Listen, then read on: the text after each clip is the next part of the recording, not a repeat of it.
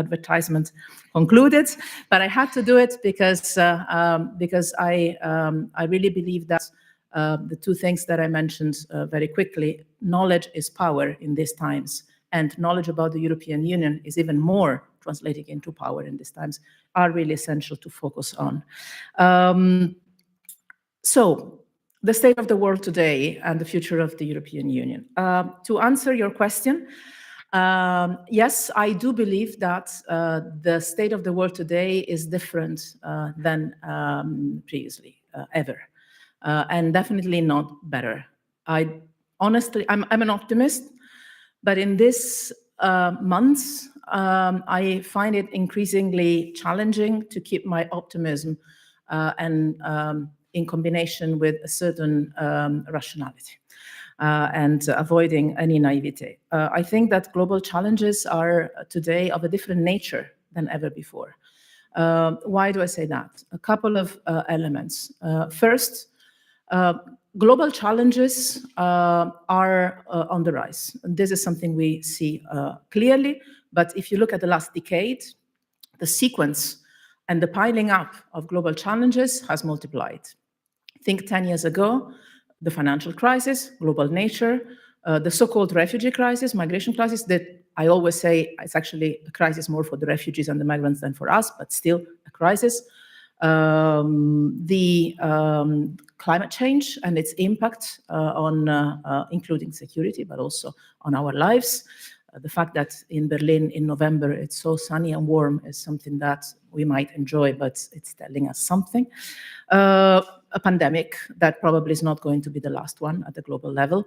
The fact that indeed we have a shift, a radical shift in the US administration, in the US policy, to which I will come back in a moment, is telling us something about the global trends. And last but not least,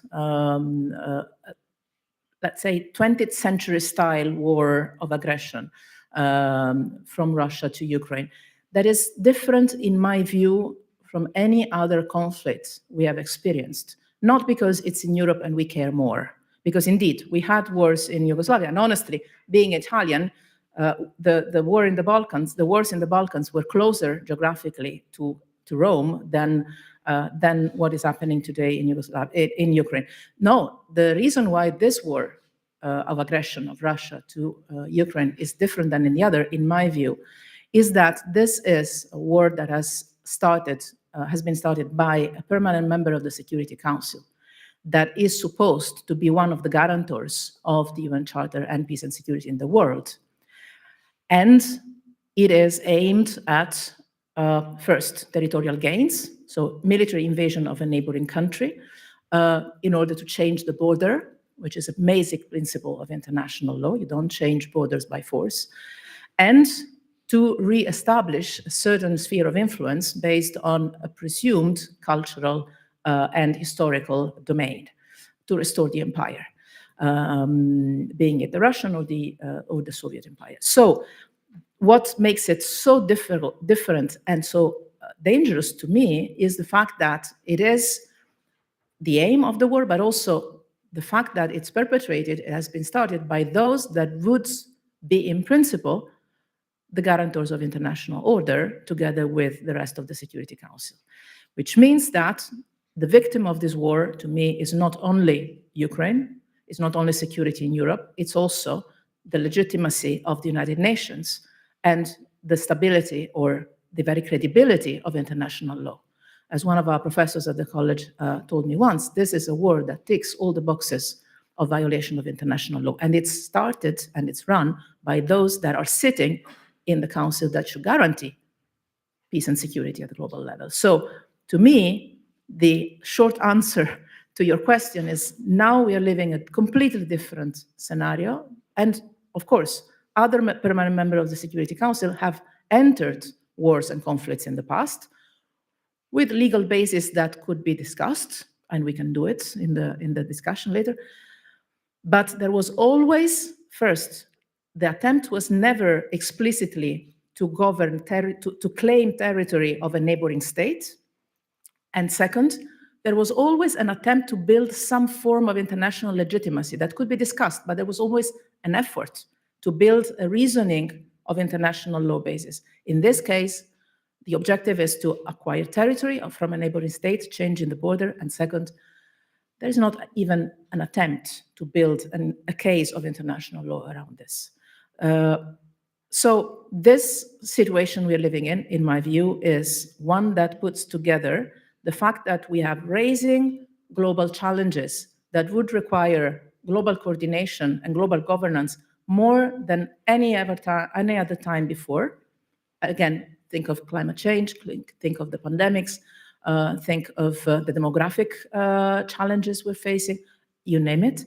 And at the same time, so a peak in the request, in the demand we would need, to refer to The Economist, the demand that we would have on global governance, we would need more global governance today, and at the same time, a disruption of the multilateral system that is a systematic disruption of the multilateral system. Why do I think that the disruption of the multilateral system, of the multilateral governance today is systematic? Because we see, and I go back to my reference to the second Trump administration, I think that we have in the world today, starting in Washington, D.C., but elsewhere equally. Of course, for us, the fact that it happens in Washington, D.C. is more painful. We have leaders and we have movements of opinion that see multilateralism and governance as something bad in itself. And so there is an attempt to dismantle the principles of international law and all the mechanisms that govern multilateralism. And by the way, in this framework of, I would say, multipolar world without multilateral governance, the European Union is perceived as one of the mechanisms of multilateral nature, and so a target. Because if you don't like multilateralism, if you don't like governance, if you don't like rules and norms, going back to the Latin, that makes me feel very comfortable being Roman. So let me play that role. You might know, some of you might know, the basis of legal systems a lot. I mean, there must be lawyers in the room, right? Juridical studies. The basis of many of our legislative or normative frameworks come from the Latin word. And here we have a clash, I think, of interpretation of what the norms, the rules stand for. For some, they are constraints. And so the principle is we disrupt the multilateral system, we try to circumvent or destroy the rules because this makes the strength equal the right. Might is right. So if you're big, if you're strong, you might think that having rules, having multilateralism is not convenient for you. On the other side, you have those, like Europeans in general, that think that rules are a guarantee for all. Transparency, accountability, and most of all, freedom and equality and justice, the words that are here. But this risks to be a clash of civilization, or at least of interpretation of civilization. I believe that today we are living in a world where the trends in Washington, D.C. and elsewhere is towards dismantling multilateralism, disrupting rules-based orders at international level and locally, in an attempt to affirm the strength of one, regardless of anything else. So might is right, the law of the jungle. While the European Union has been built in the same time where this university was born, on the principle that fighting each other, as we Europeans have done for thousands of years, is not only wrong, so a moral value, you know, we are always accused of being naive when each other was less convenient than making business together.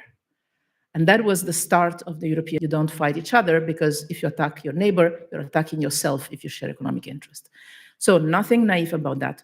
But this created the DNA in the European Union that is based on cooperation and multilateralism and rules and norms. So here we are in a situation where the world, in my point of view, is going in a trajectory for the first time in many decades after the Second World War. First time, the trajectory is to dismantle the global governance system, dismantle multilateralism, and dismantle the international law system. While we are based, our DNA is based on the contrary: norms, rules, cooperation, and multilateralism.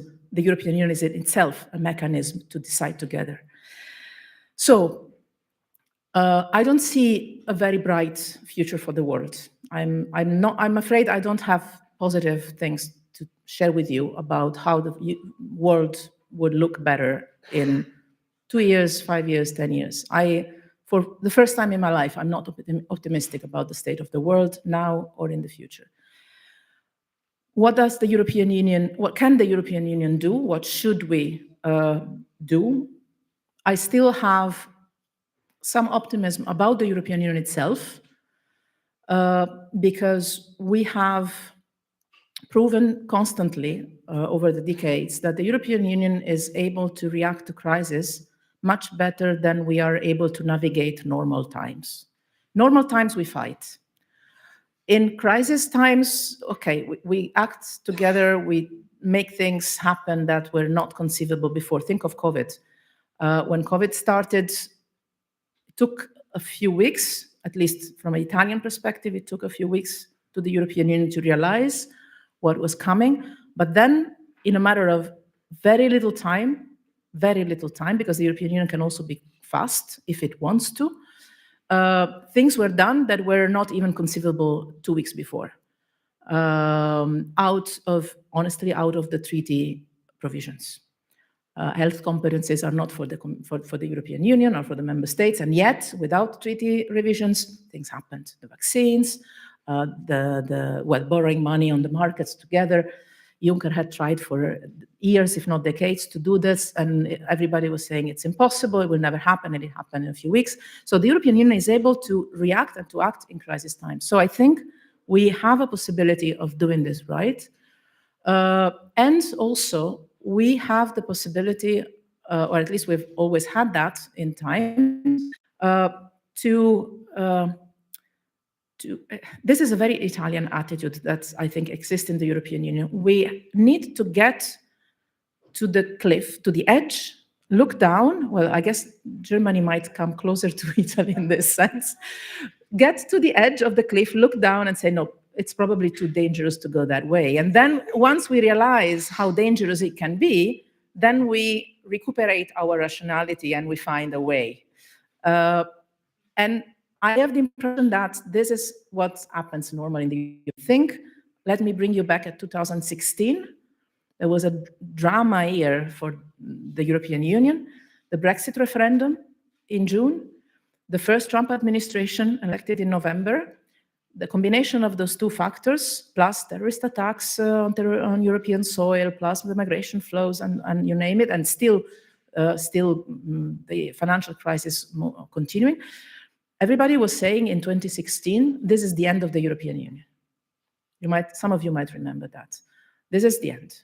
And yet, not only it has not been the end, but I think we have managed to strengthen our cooperation. Because, let me quote a song. There's a beautiful song by the Passengers that says, "You always miss the sun when it starts to snow." I think that sometimes we have to realize what we're missing or what we're risking to miss in order to try to keep what we have. So I think we have the capacity to hold in this situation. I mean, resisting is not a bright future. I mean, I understand that I'm giving here quite a bleak picture, but I think we have the possibility to resist, to keep being together, to offer others partnerships, provided that we do a few things.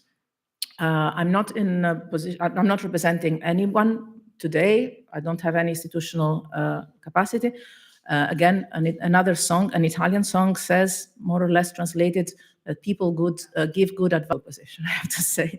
I think the European Union should do two things, and in some ways, it is partially, I think, doing it. First, prepare for the worst, which is something that we don't always do because, again, we wait for the worst to happen and then we're good to react. But I think we have to prepare for the worst case scenario, which in these times is a very dramatic worst case scenario. It means investing seriously on our defense, which I know in countries like Germany or Italy is historically, an issue, but now it is changing, and rightly so. I think that we need to invest dramatically on European defense, especially because we do not have 100% certainty, to use a euphemism, that all NATO allies will be there should we need that. And so we need to make sure that the European Union Article 5 can be activated if needed. It has been activated one time during my mandate exactly 10 years ago, the day after the terrorist attacks in Paris, the Bataclan. France invoked Article 42.7, sorry for the technicalities, that is the Article 5 of the European Union, for counterterrorism reasons. We might need to use that, but for doing that, we need military capabilities. Military capabilities require a lot of time to be built up. If we start today, they will come out ready to use 10, 15, 20 years from now. In the meantime, we still need to buy American, probably. So that's something we will need to keep in mind. But we need to invest on defense. We need, second, to be autonomous. Strategic autonomy is a concept that has normally been linked to defense and military capabilities. I believe that today, apart from the military side, we have probably the real biggest challenge is critical raw materials, energy,